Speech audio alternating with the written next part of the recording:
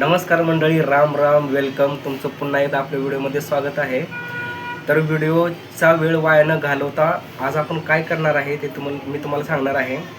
तर हे बघा, हे आहे शेपूची भाजी आणि आज आपण शेपूची भाजी करणार आहे. जरा सुकलेली आहे, मी काल आणलेली आहे, तरी पण चालते, काय हरकत नाही. ही भाजी आहे ना, शेपूची भाजी ही माझ्या आवडीची आहे. मला नॉनव्हेज नंतर व्हेजमध्ये भरपूर प्रमाणात जे काय आवडत असेल ते शेपूची भाजी आहे. तुम्ही मला दिवस रात्र जरी खायला दिलं तर मी खाऊ शकतो. तर ही करायची कशी, एकदम सोप्या पद्धतीनं महाराष्ट्रीयन पद्धतीनं सांगणार आहे. जास्त काय एवढं मसाला वगैरे टाकायचं नाही, एवढा कुटाणा नाही, सोप्या पद्धतीने करणार आहे. तर याच्यासाठी काय काय लागते ते तुम्हाला पहिल्यांदा मी दाखवतो. तर हे बघा मित्रांनो, शेपूच्या भाजीसाठी एवढं सगळं सामान लागते बघा. इथं लसूण आहे, इथं मटकीची डाळ आहे, हे आहे तो शेंगदाण्याचा कूट आहे बघा, आणि ही हिरव्या मिरच्या. जास्त काही मसाला वापरायची काही गरज नाही याच्यामध्ये. एवढ्या सगळ्या मसाल्यामध्येच भाजी एकदम मस्त अशी चविष्ट लागते. सगळ्यात आधी ही भाजी आपण नीट करायची आणि हिला असं बारीक बारीक कापून घ्यायचं. हे बघा मित्रांनो, भाजी आपण अशी छोटी छोटी बारीक अशी कट करून घेतली. आता त्या भाजीमध्ये 1 ते 3 तांब्या पाणी घालून स्वच्छ अशी भाजी धुवून घ्यायची. कधी कधी शेपूच्या भाजीला धूळ, माती, घाण ही लागलेली असते, त्याच्यामुळं भाजी अशी मस्तपैकी चोळून चोळून स्वच्छ धुवून काढायची. आता तुम्हा सर्वांना माहीतच आहे की श्रावण महिना चालू झाला आहे, त्याच्यामुळं आज आपण खास श्रावण स्पेशल शेपूची भाजी करणार आहे. हे बघा, असं या पद्धतीने सगळी भाजी एका ताटात काढून घ्यायची. आता गॅस आपण पेटवून घेणार आहे. गॅस असा पेटवायचा आणि गॅसची फ्लेम ही कमीच ठेवायची आणि एक कढई गॅसवर अशी ठेवून द्यायची. बघा, तुम्ही कढईमध्ये करा किंवा भगोन्यात करा, तुमची मर्जी. आणि आता इथं तेल आपण टाकलेलं आहे. तेल बेतानच टाकायचं बरं का, कारण शेपूची भाजी ऑलरेडी तेलकटच असते, त्यामुळं कमी तेलामध्ये ती चांगली होऊन जाते.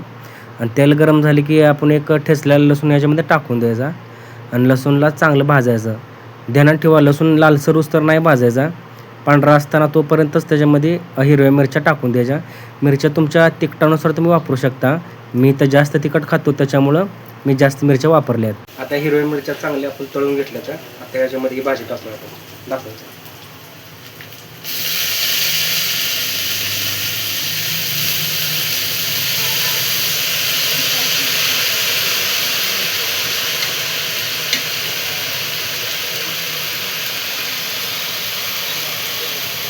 पाणी ह्याच्यामध्ये बिलकुल टाकायचं नाही बरं का, त्याला अंगचंच पाणी सुटतंय, त्यामुळे ह्याच्यामध्ये पाणी अजिबात बिलकुल वापरायचं नाही.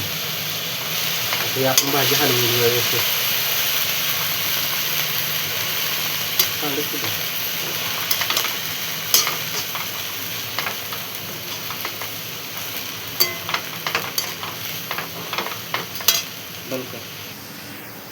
भाजी आपण चांगली हलवून घेतली.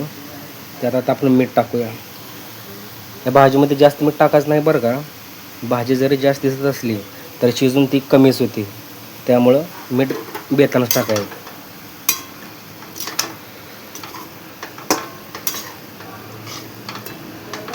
आपल्याला वाटते भाजी जास्त, त्यामुळं आपण जास्त मीठ टाकावं, पण भाजी शिजून कमी होती, त्यामुळं ती खरट होते, त्यामुळं थोडंच मीठ टाकायचं. आता ही मटकीची डाळ आहे, याच्यामध्ये 5-10 मिनटं पाणी ओतून आपण भिजू घातले होते. आता ही डाळ बघा अशी भिजली. आता ही डाळ आपण भाजीमध्ये आपण टाकूया. आता ती ह्याच्यामध्ये आपण टाकून घेऊया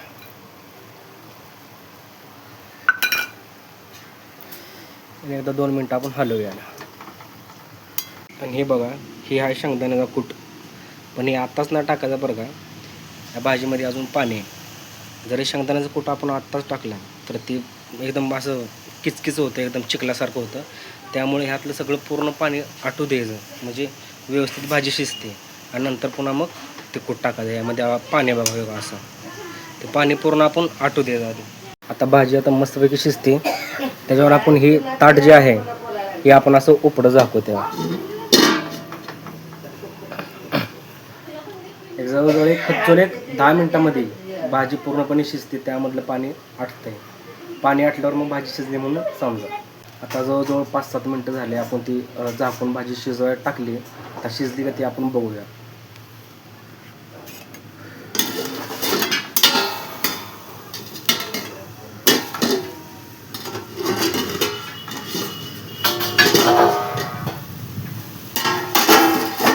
हे बघा ह्यातलं पाणी सगळं आता आटलंय. हे बघा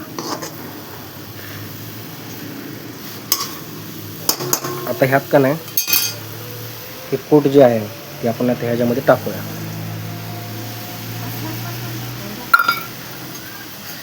लय झालं असं. आता आपण चांगलं मिक्स करून घेऊया आणि फक्त 2 मिनटं कूट टाकल्यावर 2 मिनिट फक्त भाजी शिजून घ्यायची. आपली भाजी तयार. हे बघा मित्रांनो आता मस्तपैकी आपली भाजी तयार झाली. हे बघा तुम्ही बघू शकता. बघा ना कुठलं जास्त मसाले ना काय सोपी महाराष्ट्रीयन पद्धतीनं केली भाजी. आता गॅस आपण बंद करूया. आपली गरमागरम शेपूची भाजी तयार आहे. आता भाकर कधी होती त्याची आपण वाट बघूया. भाकर झाली की मस्तपैकी भाजी आणि भाकर खावी. मंडळी आपली भाजी तयार झाली. भाकर पण बघा गरमागरम तयार झाली. आता आपण खाऊन बघूया ही कशी लागते.